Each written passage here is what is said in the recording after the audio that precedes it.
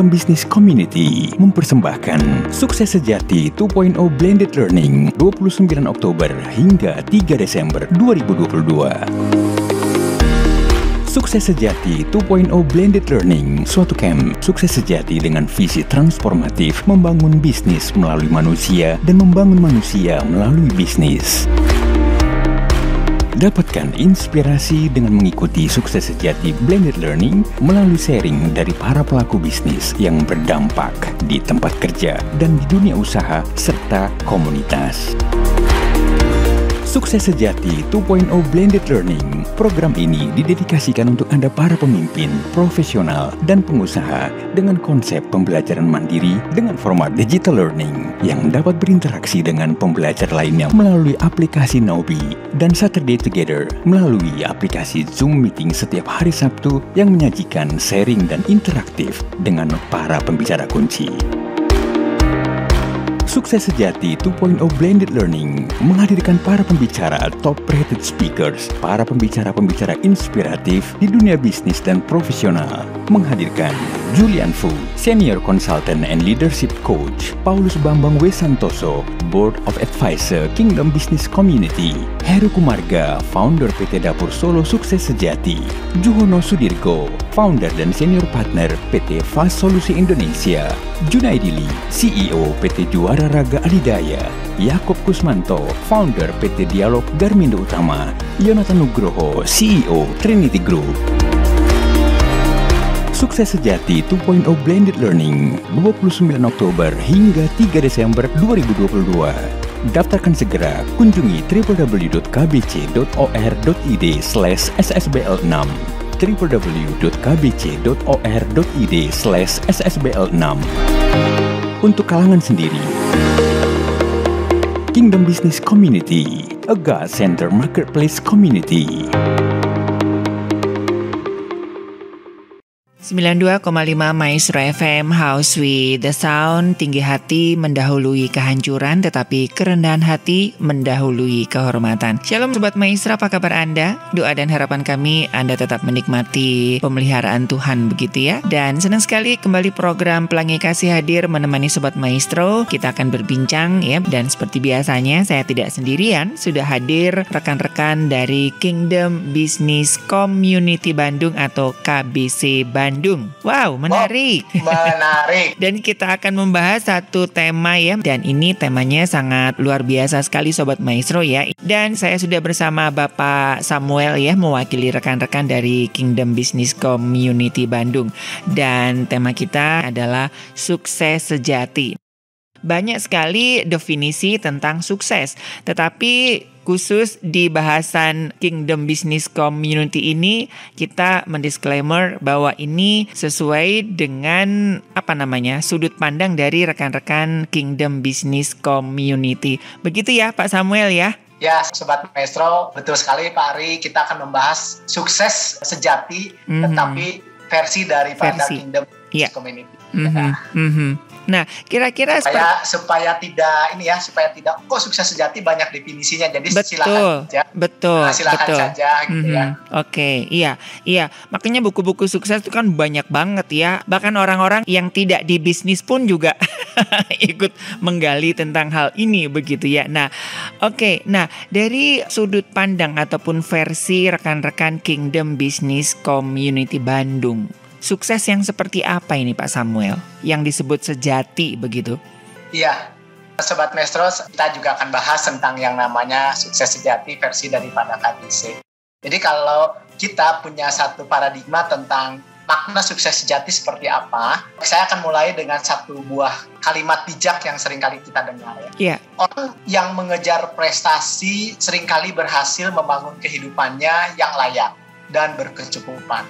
Namun gagal membangun kehidupan itu sendiri. Nah, apa tuh maksud? Nah, ini maksudnya gini, ada hal yang di kenyataan hidup kita sehari-hari, kenyataan pahit yang seringkali kita dengar, bahkan kita saksikan, bahkan terus kita juga melihat juga daftar orang-orang yang mungkin berhasil secara materi. Tapi di satu sisi kita melihat gagal mempertahankan kejujurannya. Ya, makanya heran orang boleh dikatakan dia kekayaannya nambah, tahu-tahu masuk penjara, tahu-tahu kena KPK seperti itu kan. Ya, jadi berhasil di satu materi namun gagal mempertahankan integritas. Terus mungkin dia populer di satu publik, namun gagal di satu sisi seperti misalnya contohnya bahtera pernikahan. Ya, terus dia mungkin berhasil di dalam karirnya, usahanya, namun gagal juga mengembangkan misalnya di dalam keluarganya berantakan, ada keluarganya yang tidak terpelihara sehingga anaknya misalnya masuk ke dalam satu jurang obat-obatan. Nah, di dalam sukses sejati ini kita punya satu ayat yang menjadi satu pedoman, yaitu di ayat yang terkenal ya Pak Ari, Matius 6 ayat 33. Ya, mungkin Sobat Maestro juga sudah hafal ayat ini. Kata, tapi carilah dahulu kerajaan Allah dan kebenarannya. Maka semua itu kita harus baca ayat 31 dan 32. Semuanya itu adalah kebutuhan sandang, pangan, papan yang dicari bangsa-bangsa. Semuanya itu dikatakan akan ditambahkan kepadamu. Amin. Ya. Jadi hal-hal itu akan ditambahkan kepada kita apabila kita memahami secara aplikasi tentang mencari dahulu kerajaan Allah dan kebenaran seperti apa. Ya. Nah, itu yang nanti kita akan bahas di dalam sukses ini. Kerajaan Allah dan kebenarannya seperti apa gitu Pak Ari.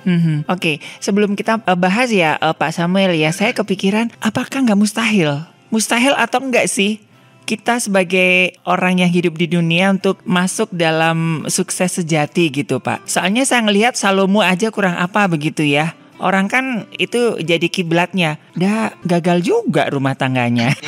Apalagi kita begitu Pak ya. Nah, dari sudut pandang Pak Samuel ataupun dari Kingdom Business Community Bandung begitu, mustahil atau ini sesuatu yang seperti jauh di atas bintang sana begitu Pak, atau gimana nih Pak Samuel? Ya, bagi orang percaya tidak ada yang mustahil. Yes, amin. Ya, bagi orang percaya tidak ada yang mustahil. Jadi bagi Allah pun, karena bagi Allah tidak ada yang mustahil, ayat lain berkata bagi orang percaya juga tidak ada yang mustahil. Asal kita tahu mengaplikasikannya. Nah, gitu. Oke, ini kuncinya ya. Kadang-kadang kita hanya tahu secara teori dan kita tidak pernah bagaimana tahu cara mengaplikasikan di dalam langkah-langkah kecil. Itu yang paling penting sebenarnya.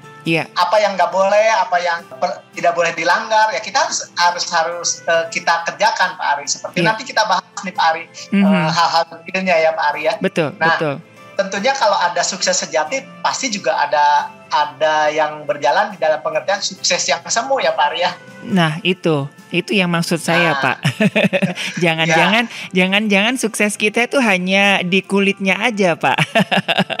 Betul. Ini kan banyak sekali kan kasus-kasus. Ada satu buku yaitu Sisi Gelap dari Kemuliaan Pak gitu. Jadi orang nggak tahu bahwa dia tuh sangat dipuja-puja, tapi di balik itu dia tuh gelap banget hidupnya begitu. Nah itu yang itu ya kesuksesan yang semu gitu ya. Betul Pak Ari. Jadi sukses di satu bidang orang melihat misalnya begitu glamornya dia, tetapi di satu sisi hidupnya dia sedang mengalami penderitaan yang sangat dalam di dalam kesendirian ya Pak Ari.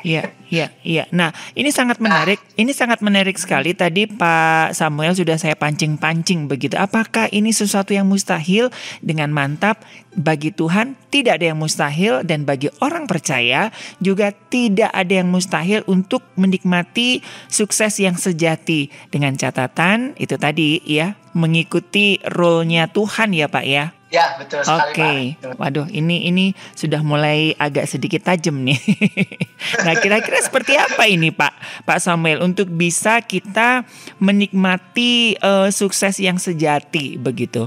Ya, kita di tema tahun ini saya lihat di Maestro ada yang namanya tema besarnya Strong Together ya Pak. Iya, Stronger Together, iya. Stronger Together.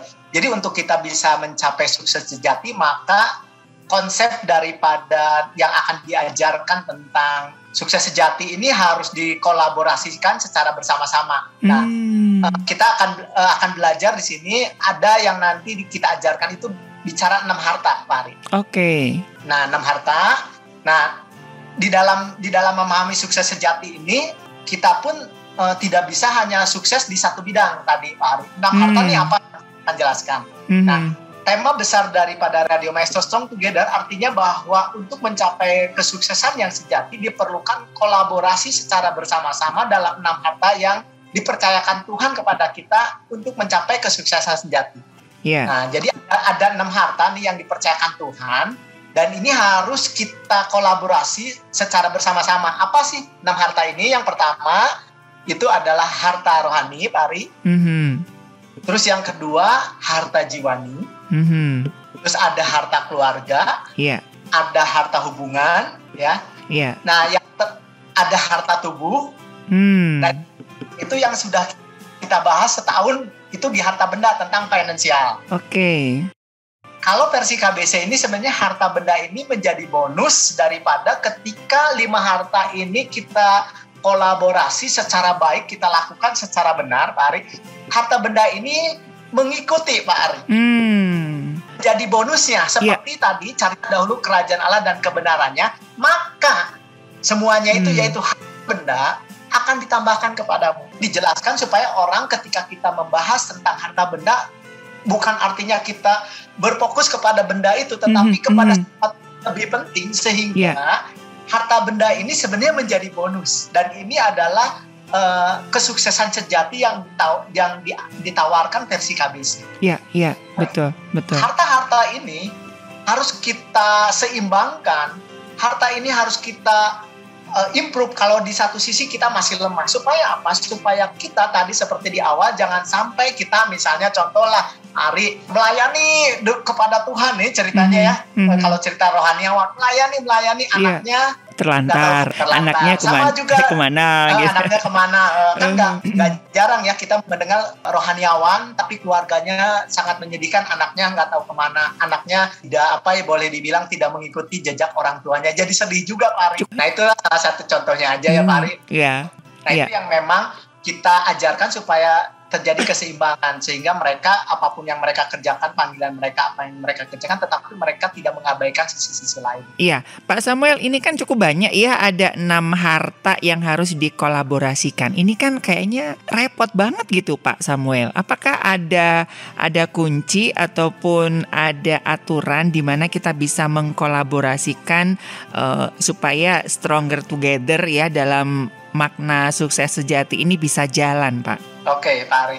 Nah, sebenarnya memang 6 harta ini selain kita di KBC itu punya toolnya, Pak Ari, untuk dites bahwa harta apa yang kita weakness, Pak Ari. Nah, sebenarnya ada toolnya, ada pertanyaan-pertanyaan sehingga kita tahu waktu kita melihat itu bahwa kita ini ternyata kita misalnya lemahnya di harta tubuh. Kita harta jiwani yang masih perlu dibangun gitu kan.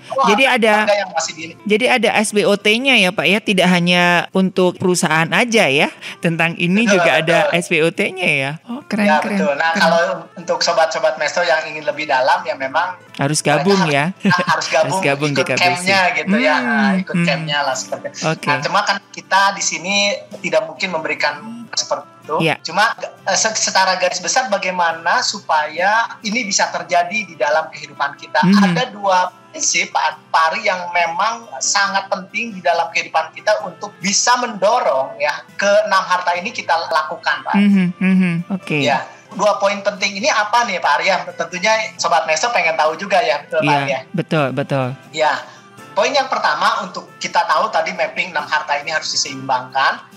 Maka ada 1 poin di dalam paradigma konsep hidup kita, Pak Ari, yang tidak ada dalam kehidupan kita. Yang pertama adalah, saya mau katakan, ketidakhadiran Tuhan dalam kehidupan manusia itu akan membuat tatanan kehidupan kita menjadi rusak, Pak.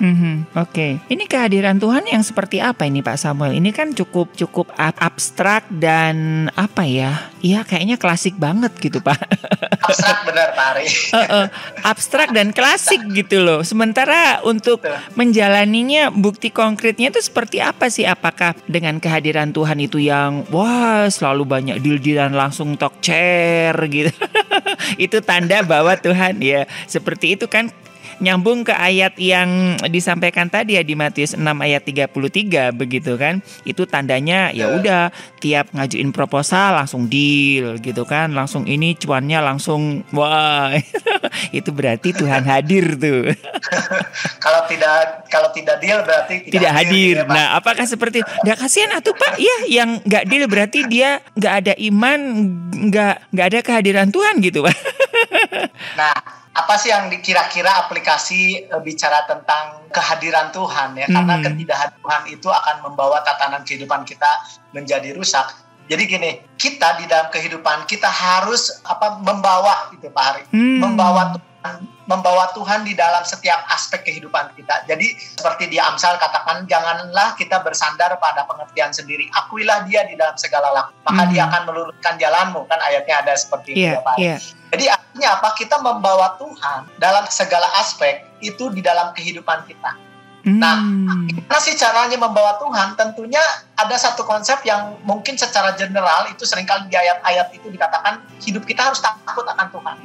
Nah, takut akan Tuhan itu seperti apa? Takut akan Tuhan itu bicara tentang bagaimana kita melihat satu keberadaan Allah yang luar biasa, Allah yang kudus, Allah yang maha besar. Nah, ketika kita melihat keberadaan itu, kita bukan takut dalam pengertian mengerikan gitu ya, tapi melihat satu kekaguman akan Tuhan, sehingga kita terdorong untuk melakukan hal-hal yang benar, Pak Ari. Yang apa yang ada di diri Tuhan itu, karena kita kagum, maka kita akan melibatkan apa yang ada pada Tuhan itu sendiri, kebenarannya ya, apa yang diinginkan, firman-Nya gitu ya, itu yang akan membuat tatanan kehidupan kita menjadi baik, Pak. Misalnya contohin, ketika kita tidak membawa Tuhan di dalam kehidupan rumah tangga, maka akan ada potensi kerusakan dalam membina hubungan dan tatanan keluarga. Itu salah satu menghadirkan kehadiran Tuhan. Jadi ketika kita, mungkin teman-teman Sobat Maestro ada yang lebih sering membahas tentang keluarga, tentang pembapaan. Itu kan bicara tentang bagaimana menghadirkan Tuhan di dalam satu sisi kebenaran firman Tuhan, gitu Pak Ari. Misalnya di dalam rumah tangga, kita tahu bagaimana fungsi seorang ayah, bagaimana fungsi seorang anak, itu kan ada di dalam kebenaran firman Tuhan itu, dan dibawa kerajaan Allah itu ke dalam kehidupan rumah tangga. Nah, begitu juga ketidakhadiran Tuhan di dalam bekerja atau berbisnis, itu akan menimbulkan potensi kerusakan atau penyimpangan dalam proses dan hasil di dalam kerja dan bisnis. Ya, seperti tadi ada orang yang ingin naik karir ya, misalnya contohnya mereka harus menggunakan gaya katak, Pak. Apalagi nih Pak. Misalnya contoh gitu ya, ini mana gaya katak, apa nih gaya katak? Ya pokoknya biar dia maju, kakinya bisa nendang ke segala arah, ke segala arah seperti itu. Nah, kan usaha Pak. Nah itu, nah makanya kenapa nanti kita bisa belajar poin yang kedua tadi, usaha nih Pak Ari. Nah ada poin yang nanti kita akan bahas lebih detail.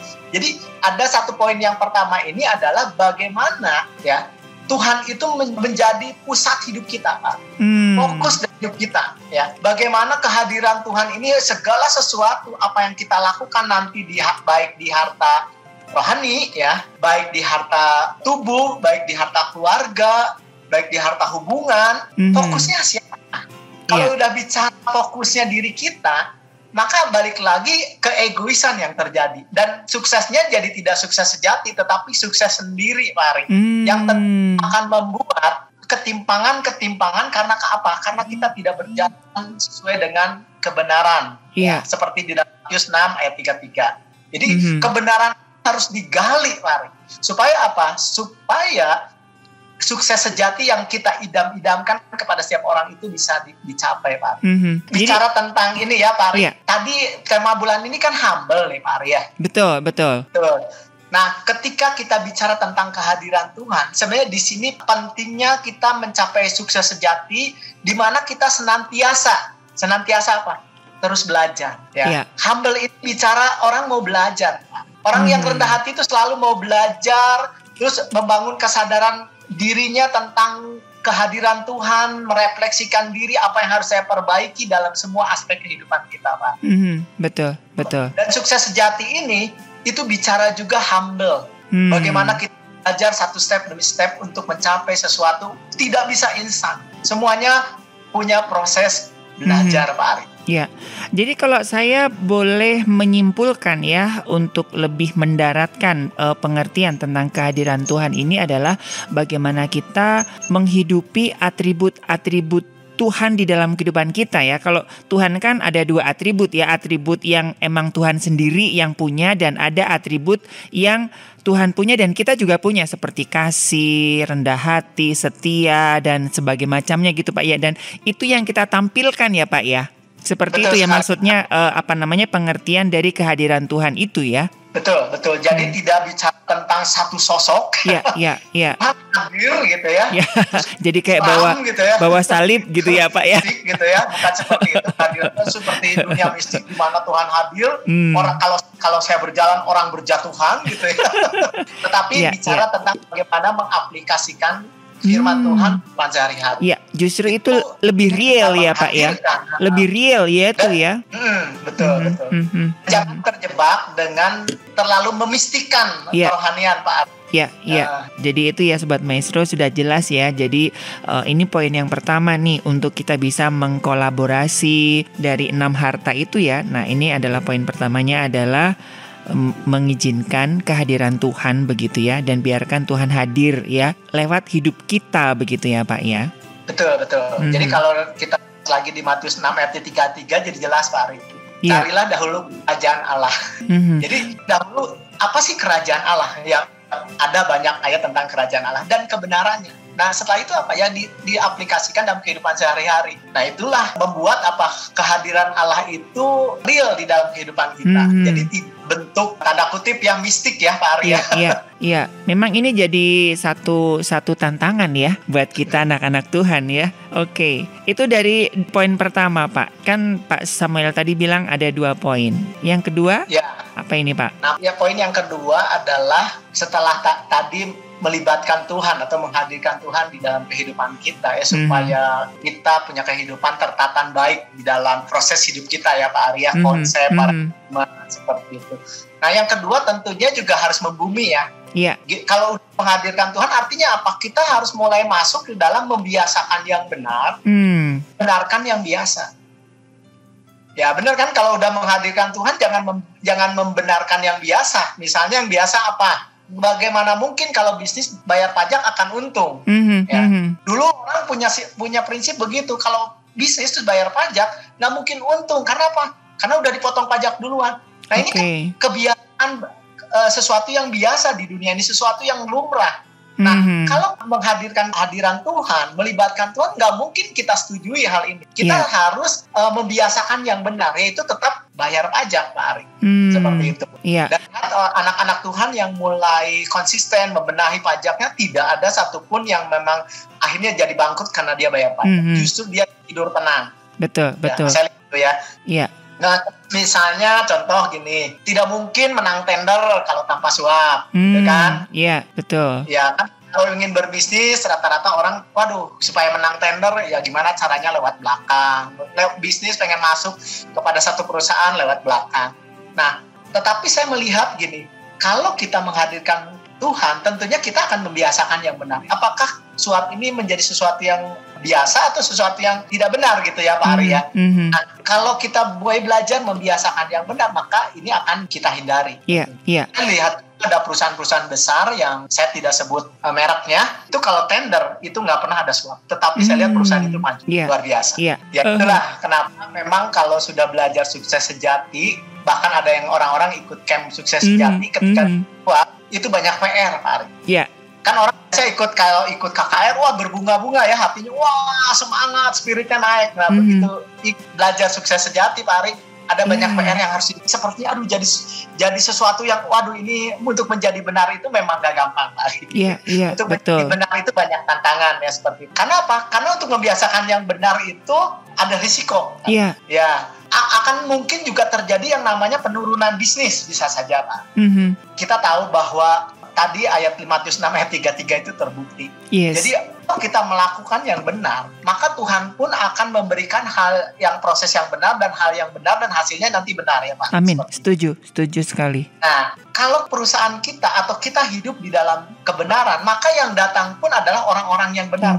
Ya biarin orang yang tidak benar tidak dekat pada kita, itu bukan lagi rezeki kita, tetapi rezeki yang memang dari orang-orang yang benar yang datang pada kita, dan kita tidak pernah tahu peduli siapa yang datang, yang penting Tuhan menggantikan itu semua menjadi bagian daripada bisnis kita, Pak. Betul. Dan ini nyambung banget dengan kunci yang pertama ya, dengan kehadiran Tuhan ya Pak ya. Iya, betul sekali. Iya, itu ya. Ini make sense dengan poin yang pertama tadi ya, ketika kita menghadirkan Tuhan ya, dan kita mulai membiasakan yang benar, Tuhan. Nah, kehadiran Tuhan itu kan artinya juga berkat Tuhan juga di situ ya Pak ya. Betul sekali, Pak. Makanya harta benda itu bonus, Pak. Bonus, yes, betul. Oke. Jadi ada satu prinsip tentang huruf J kurva J. Jadi kalau orang yang tanya huruf J kan bentuknya J gitu ya, bentuknya ya. Orang-orang yang membiasakan yang benar itu biasanya kita ajarkan untuk mereka sabar ketika menjadi benar itu akan turun dulu, Pak. Turun dulu, yes. Nanti di titik tertentu ketika Tuhan itu tidak tidur. Ketika orang ini benar, maka akan ada satu titik dia naik ke atas. Yes. J kurva, konsep J kurva. Yeah. Jadi jangan sampai kita juga mengajarkan, orang benar itu pasti akan sukses segala sesuatu. Kenyataan di dalam kehidupan seringkali orang mulai masuk ke dalam kebenaran itu malah turun, Pak Ari. Iya. Iya, dibawa ke padang gurun dulu ya Pak ya, buat kemurnian ya. Betul. Iya, oke. Makanya ada ayat nih Pak Ari yang memang diartikan oleh versi KBC itu tentang Ulangan 28 ayat 13 ya Pak Ari. Iya. Jadi membiasakan yang benar bukan membenarkan yang biasa ini itu membangun kesadaran diri terhadap kebenaran firman Tuhan. Nah, satu contoh misalnya Ulangan 28 ayat 13. Dikatakan Tuhan akan mengangkat engkau menjadi kepala dan bukan menjadi ekor. Akan tetap naik dan bukan turun apabila engkau mendengar perintah Tuhan Allahmu dan yang kusampaikan pada hari ini yang kau lakukan dengan setia. Nah, ketika mendengar ayat ini kita kan langsung berpikirnya gini ya Pak Ari ya. Langsung yes. Langsung besok saya jadi miliarder gitu ya. Gitu. Jadi miliarder terus jadi karirnya naik, jadi diangkat jadi kepala gitu kan. Seperti itu. Tapi apakah emang seperti itu Pak atau ada paradigma lain nih dari rekan-rekan KBC tentang ayat ini Pak? Nah, mungkin teman-teman yang lain boleh saja menafsirkan hal-hal yang sesuai dengan konteks mereka bawakan ya. Tetapi KBC memberikan satu persepsi baru tentang ayat ini Pak Ari. Jadi gini, orang hanya menjadi kepala ini hanya dikaitkan dengan yang namanya naik posisi uang berkembang, bisnis berkembang gitu. Nah, itu kan sudah fokusnya udah bukan lagi Tuhan, tapi fokusnya ke harta benda ya Pak Ari. Iya. Orang-orang yang seperti ini biasanya akan menjadi kecewa ya. Karena terjebak dengan paradigma bahwa menjadi kepala itu bicara tentang posisi, uang banyak, perkembangan bisnis, karir kita, gitu. Walaupun itu tidak salah. Nah, namun kita tahu bahwa di dalam kehidupan sehari-hari ini, kehidupan itu selalu naik dan turun kan, seperti itu Pak Arya. Ada turun dan naik. Jadi pemaknaan ayat ini yang tidak hanya dikaitkan melulu ya, hanya nominal, jabatan, kehidupan yang menjadi naik, seperti tidak hanya seperti itu. Tetapi ada satu paradigma baru, yaitu menjadi kepala itu bicara dalam hal apa? Menjadi kepala di dalam karakter yang lebih baik, Pak. Contohnya menjadi lebih dewasa, lebih dahulu menjadi dewasa. Yang jadi kepala kan, kepala itu lebih dahulu, Pak ya. Menjadi kepala. Nah, di dalam situasi kehidupan yang kita tahu tentang masa sekarang kan masa pandemi, masa krisis. Ada nggak orang-orang yang mulai punya satu sikap menjadi kepala di dalam kesulitan-kesulitan, dia menjadi inspirasi bagi banyak orang. Dia tetap benar, ya, tetap benar di dalam kehidupan walaupun mengalami masa sulit seperti itu, Pak. Tidak masuk ke dalam satu arus yang sedang mengalir gitu ya. Kalau saya ibaratkan tentang ikan kalau ikut arus berarti ikan itu mati, Ari. Betul. Ya, tapi hidup itu selalu akan berjuang melawan arus. Nah, untuk mencapai satu sukses sejati ini kita harus menjadi ikan yang hidup, yaitu membiasakan yang benar, mungkin melawan arus, mungkin pada saat mengalami yang namanya hidup benar itu nggak gampang. Tetapi saya orang yang prosesnya benar, hasilnya akan benar, Pak. Tapi kalau yang prosesnya salah, hasilnya juga akan salah, Pak. Walaupun di awal sepertinya kalau orang pasti wah sukses ya, Pak, berhasil gitu. Kenapa anak-anak Tuhan kok nggak berhasil gitu? Seperti itu pernah ditanyakan di kitab. Betul. Tetapi Tuhan bilang itu hanya sebentar saja, sebentar juga hilang. Seperti mereka berjalan di lantai yang licin. Betul. Nah, artinya apa? Orang-orang yang benar harus sabar menunggu prosesnya Tuhan, waktunya. Tapi saya yakin dan pasti Tuhan akan membuat naik ke atas seperti itu. Betul. Jadi paradigmanya ayat ini tidak hanya melulu bicara tentang posisi, Pak Ari, atau jabatan seperti itu, tetapi bicara tentang siapa yang lebih dulu menjalankan kebenaran. Ya itu bicara kepala kan. Justru itu lebih basic ya Pak ya, lebih apa ya, lebih kekal ya. Oke. Dan lebih aplikatif Pak Ari. Betul.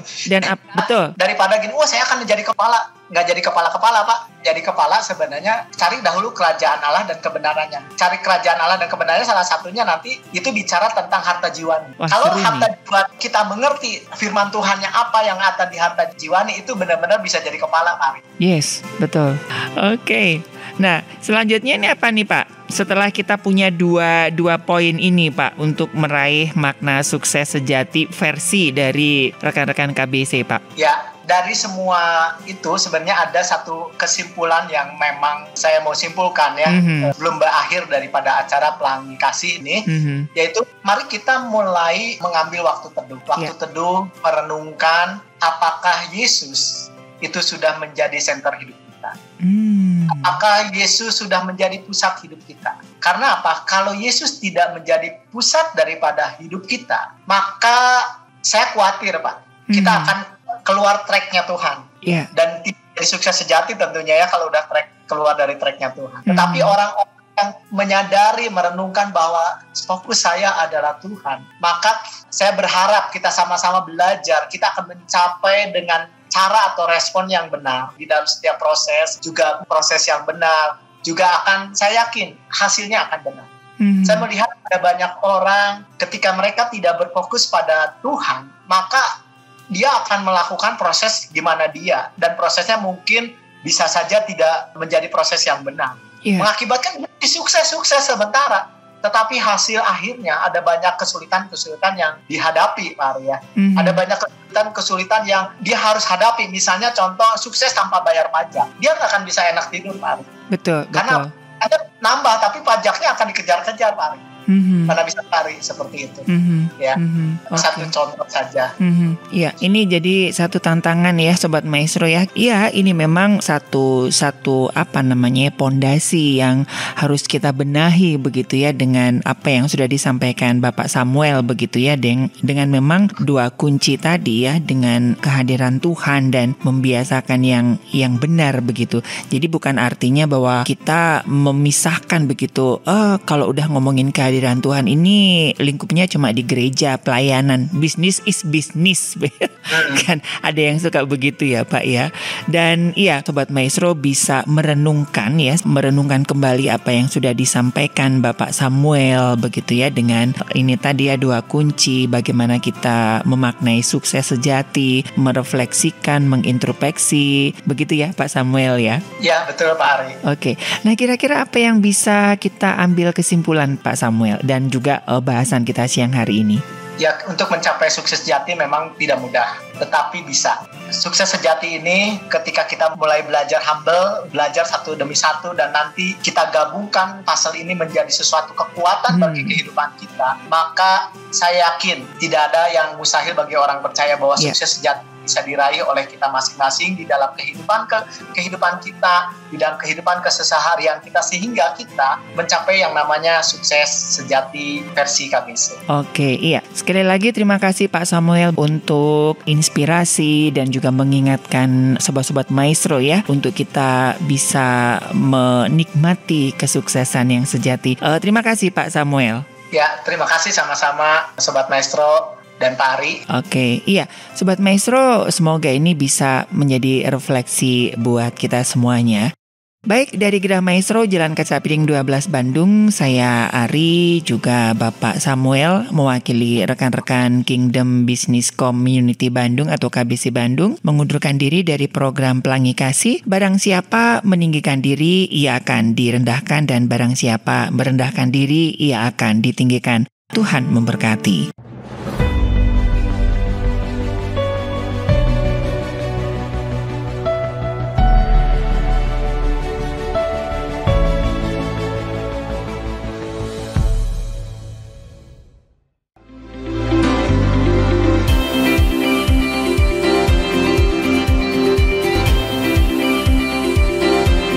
Rise and Podcast listeners, terima kasih Anda telah menyimak Rise Podcast Special Edition yang dipersembahkan oleh Kingdom Business Community. Harapan kami setiap episode Rise Podcast dapat menginspirasi Anda untuk terus mengalami transformasi dalam melakukan bisnis dan profesi Anda untuk tujuan yang mulia, membangun bisnis melalui manusia dan membangun manusia melalui bisnis. Kami mengajak setiap Anda dan perusahaan Anda untuk bergabung bersama kami dalam komunitas Kingdom Business Community. Secara bersama, kita bisa bertumbuh, berkembang, dan sukses, serta dapat berkolaborasi dalam gerakan kepedulian kepada sesama untuk Indonesia yang lebih baik. Untuk dapat bergabung, silahkan kunjungi website Kingdom Business Community di www.kbc.or.id atau hubungi Sekretariat Nasional KBC di 0817 131 257. Sekali lagi, www.kbc.or.id.